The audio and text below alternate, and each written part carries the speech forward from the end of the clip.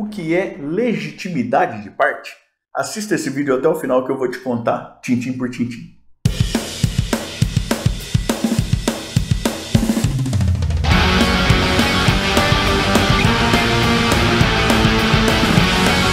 Eu sou o professor Thiago Caversan e compartilho semanalmente, aqui mesmo no canal, vídeos relacionados à teoria e à prática do direito, como esse vídeo de hoje, em que eu falo sobre a noção de legitimidade de parte, e isso já a partir de vários anos de experiência como advogado e também como professor universitário. Se você gosta desse tipo de conteúdo, inscreva-se aqui embaixo, também clique no sininho, até para ficar sempre a par das novidades que nós trazemos para cá. Hoje eu quero conversar contigo brevemente sobre a noção de legitimidade de parte no processo civil brasileiro. E aí eu posso te dizer, de início já, que a legitimidade de parte é a pertinência subjetiva para a demanda. E você pode muito bem dizer o seguinte: professor, fiquei do mesmo tamanho. Bom, vamos entender um pouquinho melhor o que é isso então. Antes de prosseguir sobre a definição de legitimidade de parte mais exatamente, eu queria te lembrar que no contexto do Código de Processo Civil anterior, o Código de Processo Civil de 1973, a legitimidade de parte era tratada como uma condição da ação ou uma condição do exercício legítimo da ação, segundo uma doutrina que vinha mais contemporânea, junto com o interesse processual e também com a possibilidade jurídica do pedido. Veja, o Código de Processo Civil de 2015 não chama mais de condições da ação. Tá? Ele não dá essa denominação que era dada aí pelo Código anterior, o Código anterior de forte influência aí da obra do Henrico Túlio Liebmann e tudo mais. Se você for estudar, então você deve prosseguir por aí. O fato do Código atual não chamar de condições da ação talvez seja uma influência de alguém que dialogava bastante com o Liebmann. Você pode procurar também os escritos sobre o direito de ação do Calmon de Passos e tal. Você vai achar bastante coisa interessante, tá bom? Então o Código atual não chama mais de condições da ação e não faz referência mais à possibilidade jurídica do pedido. Tá certo? Então, possibilidade jurídica do pedido virou uma questão de mérito.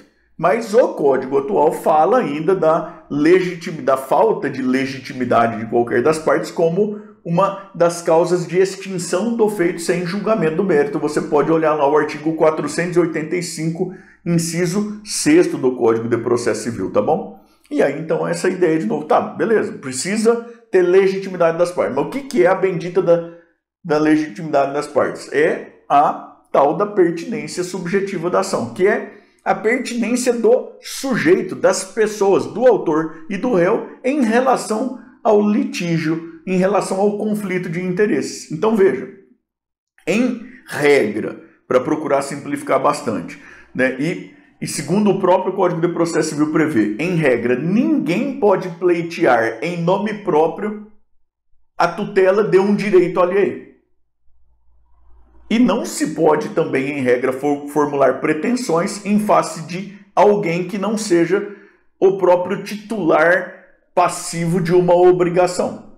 Ô professor, eu não estou entendendo nada.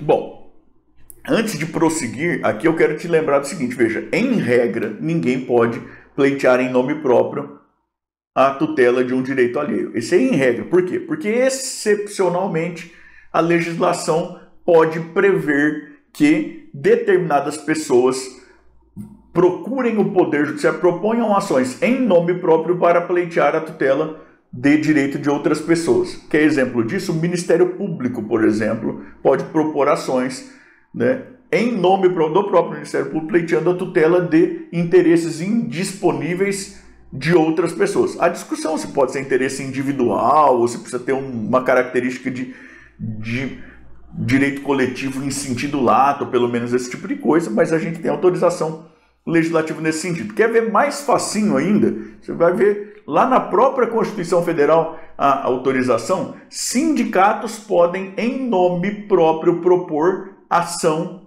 pleiteando a tutela de direitos dos sindicalizados da sua base. Associações podem propor em nome próprio ações judiciais na defesa de interesses de seus associados. E você pode pensar, por exemplo, na noção do mandado de segurança coletivo, e aí naquilo que diz a lei do mandado de segurança, sobre o tipo de, as espécies de interesses coletivos em sentido lato que podem ser objeto do mandado de segurança coletivo, esse tipo de coisa, o que é conversa para um outro vídeo e tal, tá? Mas a noção é, se a pessoa não é titular do direito, em regra ela não pode propor ação pleiteando a tutela do direito a outra pessoa, a não ser que haja autorização legislativa nesse sentido.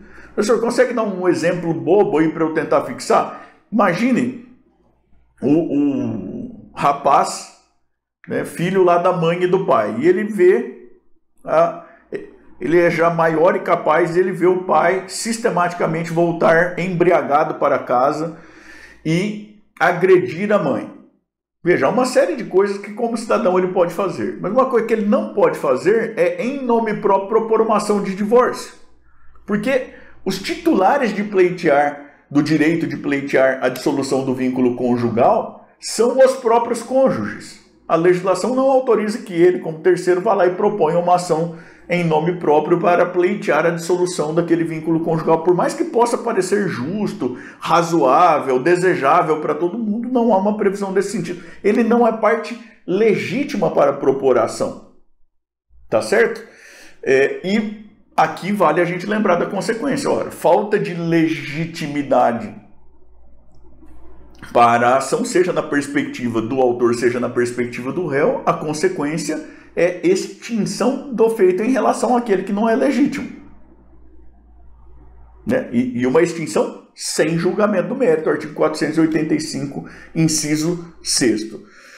Professor, em alguma hipótese, isso pode ser um vício passível de correção e tudo mais? Veja, o Código de Processo Civil vem no sentido de que vícios sanáveis aí deve ser oportunizado, sanar o vício e tudo mais, então para corrigir, inclusive, segundo boa parte da doutrina, quem é que deve estar no polo, esse tipo de coisa. Mas eu vou trazer uma situação bem prosaica aqui. O cheque é um título ao portador. Imagine que circulou um cheque aí, ele está nominal a uma pessoa, sem qualquer espécie de endosso, vem uma outra pessoa e se apresenta como portador do cheque para propor ação. Mas veja, se está nominal a pessoa, em tese, o titular do direito de cobrança é esse para quem o cheque está nominal. Vem um outro aqui que não tem nada a ver e propõe ação. É parte ilegítima para a propositura da ação.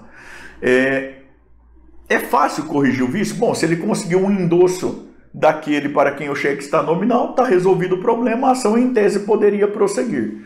O juiz deve oportunizar que esse tipo de vício seja sanado? Há controvérsias, mas veja, se o juiz entender que sim, é uma medida que não, no geral, assim, vai depender muito de circunstâncias de cada caso, mas no geral não é tão difícil assim de conseguir. Dá prazo lá para o autor da ação sanar esse vício, ele pega a carta, vai lá, conseguindo achar a pessoa, pega um endosso atrás e a ação, em tese, poderia prosseguir, em que pese o fato de que existiria aí um vício de origem.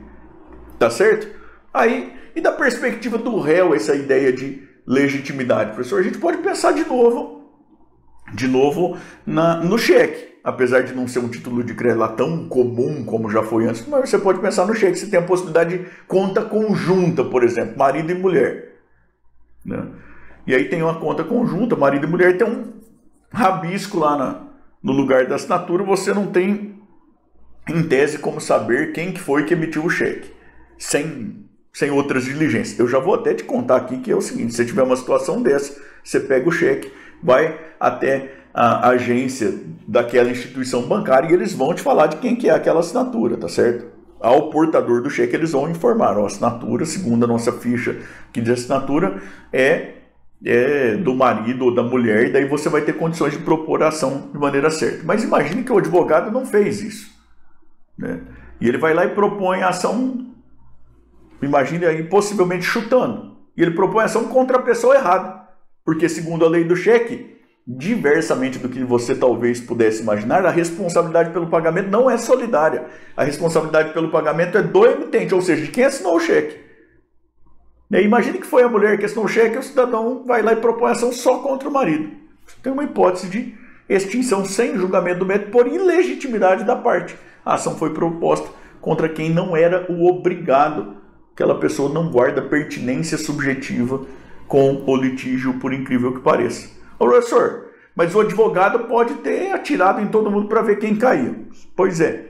E aí, se o processo seguir o caminho imaginado de maneira abstrata, pelo menos quando chegar na fase saneadora, havendo alegação e demonstração aí de que o marido não era emitente do cheque, o juiz vai extinguir parcialmente a demanda. O que ele vai fazer? Ele vai extinguir a ação em relação ao marido porque ele não é parte legítima para figurar no polo passivo daquela demanda. Tá certo? Então, é essa a ideia em torno da legitimidade. Em regra, ninguém pode pleitear em nome próprio a tutela de direito alheio, vai poder excepcionalmente quando houver autorização legislativa nesse sentido. E eu vou até te contar que aí há enormes controvérsias sobre a natureza dessa legitimação. Aí se é uma legitimação extraordinária com substituição processual, se é uma legitimação ordinária, se é uma legitimação legal e autônoma e tudo mais, mas isso são outros 500, é papo por uma outra hora, tá? Voltando, em regra, ninguém pode, em nome próprio, propor ação para pleitear a tutela de direito alheio, e a exceção fica por conta das previsões legislativas nesse sentido. E, em regra, não se pode propor ação contra uma pessoa que não o titular do dever jurídico correspondente ao direito do autor, por conta daquela característica de bilateralidade do direito. Se alguém tem direito é porque o outro ou a coletividade tem dever jurídico correspondente. Então, não dá para propor ação em face de alguém que não seja o titular do dever jurídico correspondente ao direito que o autor alega ter. Se falta legitimidade, extinção do feito sem julgamento do mérito pode ser uma extinção parcial. Se são dois ou mais autores, apenas um é ilegítimo, extensão em relação àquele lá, prosseguimento em relação aos demais, a mesma coisa quando a gente pensa na perspectiva do réu, tá bom? Eu espero que você tenha gostado do vídeo, que tenha conseguido compreender um pouco melhor o assunto, que é um assunto bastante difícil. Espero que você tenha se animado a estudar aí temas sobre os quais a gente passou, mas já deixou claro que não era bem o objetivo de hoje. Então, a perspectiva do Lippmann, a perspectiva do Calmon de Passos, a natureza jurídica da legitimação do terceiro que pode, em nome próprio, excepcionalmente pleitear a tutela de direito alheio, esse tipo de coisa, tá bom? Queria te convidar a contar para mim nos comentários aqui embaixo de onde é que você me assiste, o que é que você faz, por que você chegou a esse vídeo. Eu gosto muito de saber quem que é que está assistindo aqui e, na medida do possível, eu gosto de interagir também por meio dos comentários aqui embaixo, tá bom? Queria te convidar a continuar navegando aqui pelo canal, especialmente a partir deste vídeo aqui em que eu falo sobre a finalidade do direito, e também queria te pedir de novo, por favor, para se inscrever aqui no canal, para clicar no sininho, para dar o seu joinha, para me seguir lá no Instagram, no TikTok, porque isso é muito importante para que eu continue produzindo esse material, tá bom? Muito obrigado, até mais, tchau, tchau.